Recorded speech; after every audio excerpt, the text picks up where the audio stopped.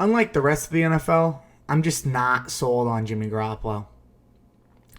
I mean, in his first 5 years, he only played 27 games. Okay, and that's, nothing to hold him. I mean, a lot of guys like Aaron Rodgers and that didn't play a lot early on because, obviously he sat behind Brady in New England for 2 years. And he's only started 10 games of those 27. Again, not going to fault him for. But after all that, he was signed to a $137 million contract. I don't know how from 10 starts you see enough in a guy to want to sign him for the next 5 years on one of the largest contracts in NFL history. I'm just saying, I think it's still kind of crazy that he got all that money for, relatively being... No, he just was unproven. Not relatively, he was unproven. It's like literally, I mean, only starting 10 games and signing someone to that contract is like if rookie contracts were 1 year and then you had to decide if you wanted that player for long term or not. I mean, they could have signed him. I still think what they should have done is the Joe Flacco contract. You give Jimmy Garoppolo a chance to prove himself. You sign him to like a 1 year, $25 million, so it's good money. And then if he balls out, you pay him a whole bunch of money. If he doesn't, you're like, oh crap, what are we going to do?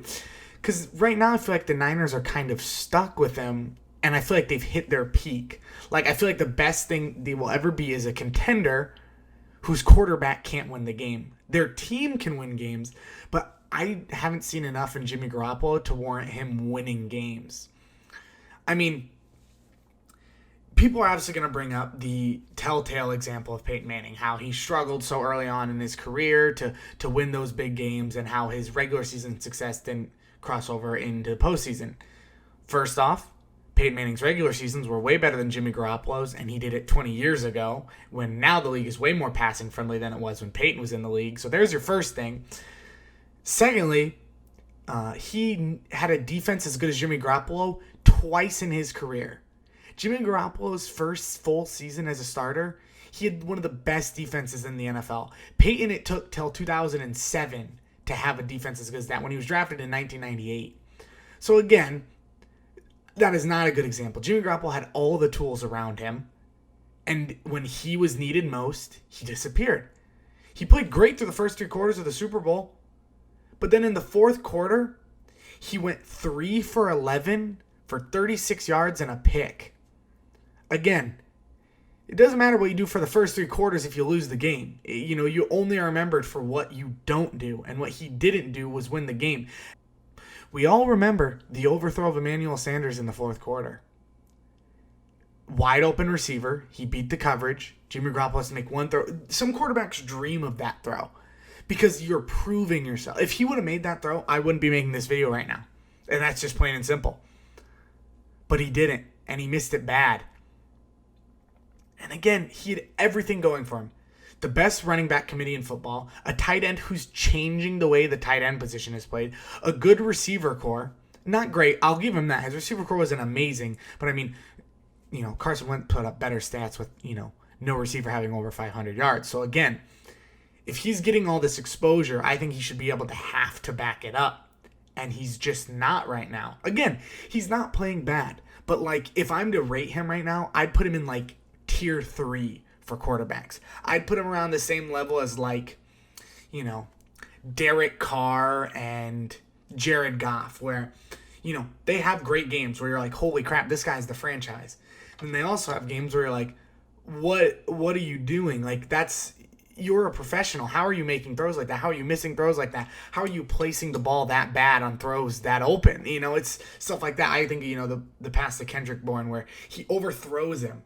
And so not only does he have to worry about running to get out of bounds, he's got to jump 8 feet in the air to catch the football, bring it down. And again, in the first half when there was no pressure on him, he was fine. And then he folded like a deck of cards. And I think that just shows when the pressure's on, he can't compete. Because when he knows his defense isn't carrying him, he struggles. When he has to make those decisions on his own, when Jimmy Garoppolo has to win games, not the San Francisco 49ers, when Jimmy Garoppolo has to win games, they won't. I just don't think that. And you look at his comebacks. He has 7 comebacks through all these games. And people are like, oh, well, that has to mean he's a great quarterback. Well, first off, regular season comebacks mean a whole lot less than postseason comebacks. And that's just, the fact of the matter. Not to mention they were 13-3, so it's not like those comebacks really were like edging them out. And also, again, all he had to do was drive down the field 2-3 minutes. He doesn't have any Aaron Rodgers highlights. Like, when I think of a comeback, I think of Aaron Rodgers versus the Cardinals in the playoffs in the divisional that one year, where Rodgers basically had to throw 2 perfectly placed Hail Marys to even make them in the game just to lose. Jimmy Garoppolo didn't even have to do that. Jimmy Garoppolo didn't have to throw anyone open. Jimmy Garoppolo just had open receivers, and he missed them. And again, only 1 full year as a starter, so he could change. But again, why would you give him that much money right away to lock him down?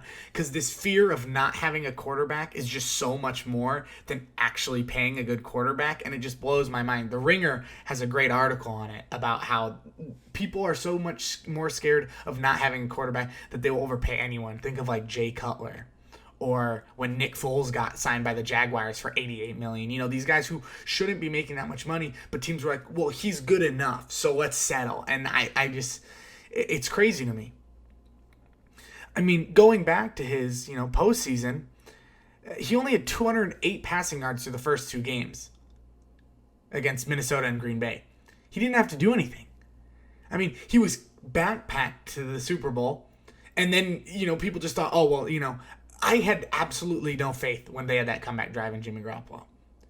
He had done nothing in the playoffs up to that point, really. I mean, any quarterback in the NFL can throw for 208 yards in an NFL playoff game, because if you're at that level, that should be something you can do.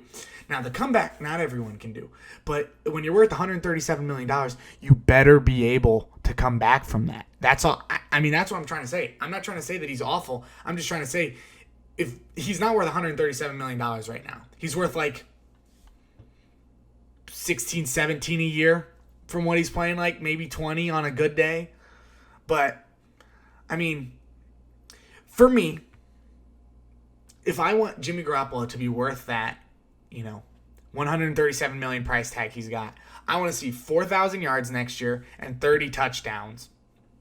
And I mean, him to be actively winning games on his own. I don't want his defense to have to get 4 fumbles a game, for him to get up by 20. Like, I want him to go out there and just take this season on by storm.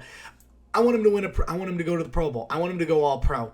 These are things he has to do to be worth that price tag, and he just hasn't. I mean, even Derek Carr, when he was signed to his huge contract, his $125 million contract, people were like, holy crap, he doesn't deserve that. And he'd made a Pro Bowl and an All-Pro, and if he didn't break his leg in that one Colts game, they could have had a deep run in the playoffs. So again, am I hating on Jimmy G? I don't think so. I just think I'm holding him accountable. I like to hold people accountable. It's the same thing what we're going to be doing with Patrick Mahomes in a few years here when he's getting, a bajillion dollars a year. There are so many great QBs who would dream of the spotlight that Jimmy G gets. So I just want him to prove that he deserves that spotlight. I mean, that's my only complaint with Jimmy G. So yeah, I hope you enjoyed the video. I know this is kind of more of a impromptu, less stats built than a lot of my other videos, but that's just, again, because it's one of those things where it's something I wanted to talk about, but it's kind of hard to talk about, again, because he's only played 16 games as a starter in one season. Like, he's only had that one season as a full starter. So I just, there's not tons of numbers to go off because he was a backup for 4 years on and off. So yeah, it's still, I hope you enjoyed. Consider subscribing, liking the video, commenting, whatever. I'll if you comment, there's so few comments, I'll be sure to get to them. So yeah. Anyways, thanks for watching.